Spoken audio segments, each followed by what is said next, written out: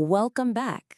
Today we're looking at a summary of Amy Morin's book, 13 Things Mentally Strong People Don't Do, which is all about building resilience by changing how we think and act. Right. And I want to say right off the bat, the foundation here is really solid.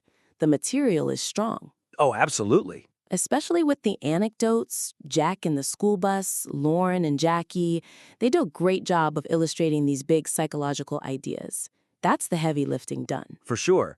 But, when you're writing for a more sophisticated audience, a summary has to do more than just summarize.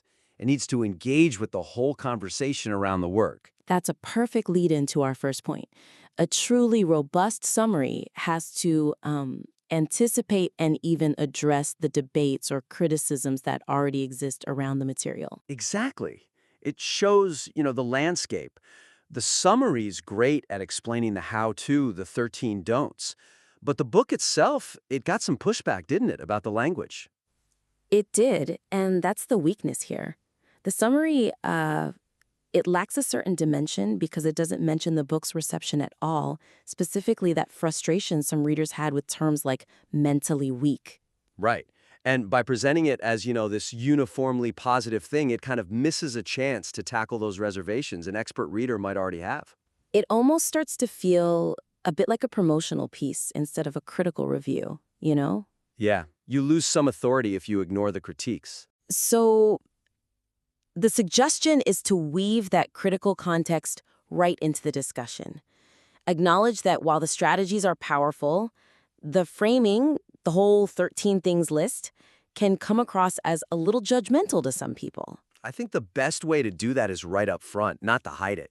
Okay, so give me an example. Well, when you first introduce the main idea, the 13 things, you could just briefly mention that this negative framing, focusing on the don'ts, has drawn some criticism for being a bit black and white. Or, and this is another way to go, you could add a small section, maybe near the end, that synthesizes these critiques. But you don't just report the criticism, you'd use it to show a deeper understanding. How so? You could argue that Morn uses that strong language for a reason, to create really clear, unambiguous behavioral goals. By doing that, you're not just reporting on the book? You're analyzing it. You're turning it from a book report into a piece of real critical synthesis. Precisely. And that's what an expert audience is looking for. It shows you're not just playing by the rules, you understand the whole game. Right, and speaking of understanding the whole game, that leads us to think about the structure of the piece itself. The current flow. Yeah, it follows the book chapter by chapter, which is logical, I get it. But I worry it's, a little too linear. I see what you mean. When you just list them out one after the other, the reader has to do all the work of connecting the dots. So our topic sentence here is that while the chapter-by-chapter structure provides clarity, you'd get so much more impact and recall by synthesizing the don'ts into 2 or 3 big thematic groups. Yes. The weakness is that right now it's hard to see the link between, say, setting boundaries with people. Which is from chapter 5, right? Yeah. And then taking calculated risks from chapter 6. They feel like 2 separate things, but they're not. There's no conceptual map for the reader. Okay, so the suggestion is to reorganize the summary around these bigger psychological domains. Instead of chapters, think categories. It would give the reader a framework for the framework. A mental model. It's so much easier to remember categories than a long list. So what would those categories look like? Well, let's think. A bunch of them are about how we manage our own thoughts and feelings, right? Our internal world. The inner monologue stuff. Okay. So we could create a heading like, internal narrative mastery. Something like that. And under there, you'd put self-pity versus gratitude, learning from failure, all that jazz. I love that. Internal narrative mastery. That's really strong. It immediately elevates it. Okay, so that's one bucket. What's next? Then you have all the points that are about dealing with other people and the outside world. Right. So like not giving away your power, focusing on what you can control. And setting boundaries, that's a huge one. So that second group could be something like interpersonal and environmental control. It's all about managing where you end and the world begins. Perfect. So you master your internal state, then you master your external interactions. That just leaves the third cluster. Which would be the forward-looking stuff, the growth-oriented things. So embracing change, taking calculated risks, all of those. We could call it action and growth. See, now you have a story. It's not a list anymore. It's a three-part journey to resilience. Master your thoughts, manage your world, and then move forward with intention. And you could even signal that shift to the reader. You could say something like, so the first cluster is all about self-management, dealing with those self-inflicted wounds before we even get to how we interact with the world. It just shows such a deeper level of command over the material.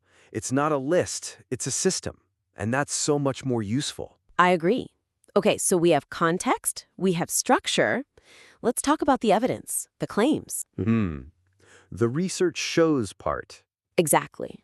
To really elevate this for an expert reader, strengthening the evidence with more specific attribution is, it's essential. Grit being a better predictor of success than IQ.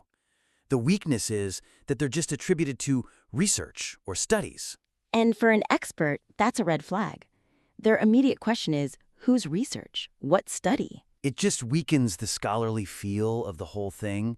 We don't need a full bibliography, but we need, a bit more. So the suggestion here is to, wherever possible, attach a name or a key concept to those big claims, just to ground it in established science. Let's use the most obvious one, the idea that grit is a better predictor of success than IQ. That's a huge, well-known finding in psychology. Right. So instead of just saying, studies show grit is important, you could just add a simple phrase like, A finding famously championed by the work of Angela Duckworth. yes, that one little addition does so much work. It does, because the expert reader immediately knows the entire context. They know the longitudinal studies, the whole debate. It signals that you know where Morin got her material from. And it applies even when it's not just one researcher. What about in Chapter 6, where it talks about why we're so bad at calculating risk? Yeah, it lists all these classic psychological biases like overestimating our control or being lured by big payoffs. The weakness is that they're just presented as facts. But they're not just facts. They're foundational concepts from behavioral economics. So you could just mention that. Exactly. You could say something like, Morin's point is supported by decades of research in behavioral economics, which has identified these cognitive biases in our decision-making. See, that's not just reporting what Morin said. It's placing her claim inside a larger scientific conversation. It just screams credibility. Yeah, it really transforms the whole piece. It becomes a document you can actually reference. It does. I mean, all three of these points are about shifting the summary from being really good reporting to being robust critical synthesis. Okay, so let's just recap the key actions here. First, integrate that critical context. Don't shy away from the controversy around the terminology. Right. Address it head on. It strengthens your authority. Second, reorganize the structure away from a simple list and into a thematic framework. We talked about those three groups: internal mastery, interpersonal control, and action and growth. Which gives the reader a much more powerful and memorable mental model. And finally, deepen the evidence. When you see a major claim, attribute it. Link grit to Angela Duckworth or risk calculation to behavioral economics. Yeah, these aren't just small edits. They really change how an expert will see and use the summary. It moves it from describing the book to truly analyzing it. We really encourage you to try applying these ideas. Focus on building out that critical and organizational depth, and please, send it back to us. We'd love to see the next draft.